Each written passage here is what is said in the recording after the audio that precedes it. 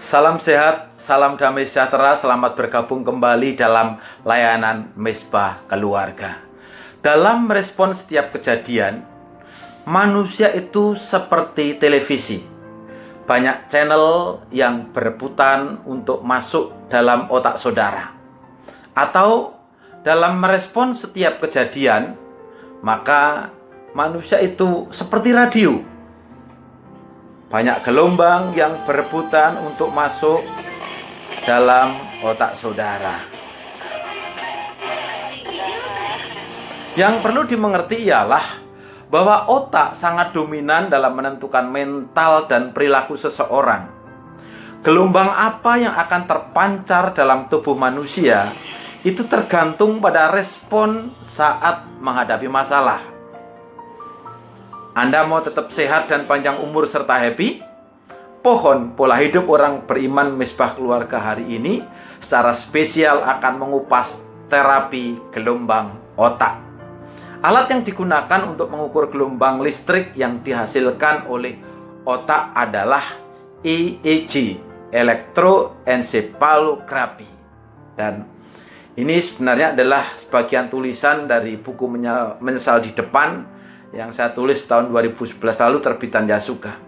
Satuan yang digunakan ialah Hertz, yaitu menyatakan gelombang dalam waktu 1 detik. 1 Hertz itu sama dengan 1 gelombang per detik. Yang pertama adalah gelombang gamma. Gelombang ini berfrekuensi 16 sampai 100 Hz. Pada modul 10 sampai 60 Hz, gelombang ini riskan merusak mental karena frekuensi ini berada di luar pola gelombang otak. Gelombang ini menggambarkan pada saat seseorang tersadar penuh. Hal ini terjadi misalnya dalam kasus ketika seorang kiper sepak bola yang menghadapi tendangan penalti, atau ada ulangan harian tiba-tiba, atau ada kasus seorang istri yang tiba-tiba disodori surat cerai oleh suaminya, atau pada saat saudara mengalami ketakutan. Nah, untuk sesekali hal ini akan menyemangati hidup, tetapi jika berkelanjutan setiap hari, maka saudara akan berpotensi menjadi orang gila. Yang berikutnya adalah gelombang beta. Saat saudara merespon penyesalan atau masalah hanya dengan rasio atau pikiran, maka kondisi saudara sedang menerima gelombang beta. Gelombang otak ini berfrekuensi tinggi, berkisar 12 sampai 19 Hz. Nah, gelombang ini sangat diperlukan dalam proses kreatif, Bapak Ibu Saudara. Terjadi pada seseorang mengalami aktivitas mental yang terjaga penuh.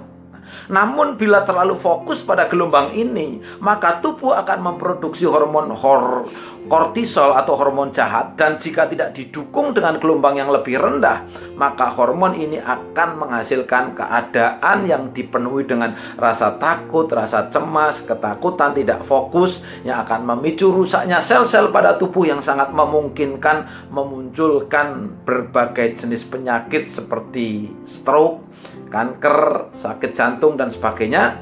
Sekalipun tidak selalu stroke, kanker, dan sakit jantung itu disebabkan oleh hal yang demikian.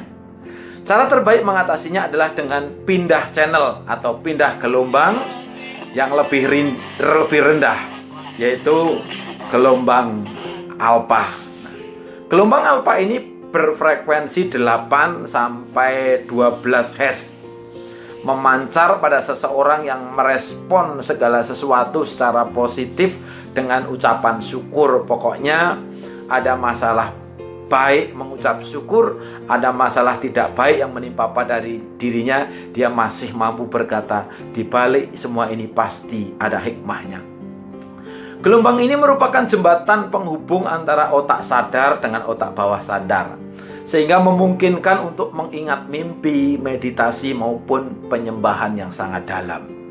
Seseorang pada gelombang alfa secara otomatis tubuhnya akan memproduksi hormon endorfin, hormon baik yang bermanfaat untuk kesehatan bagi tubuh.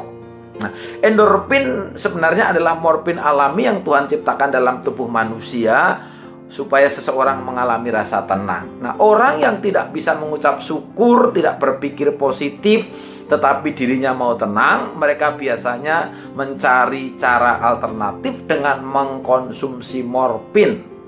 Padahal penyalahgunaan ini merusak sel tubuh.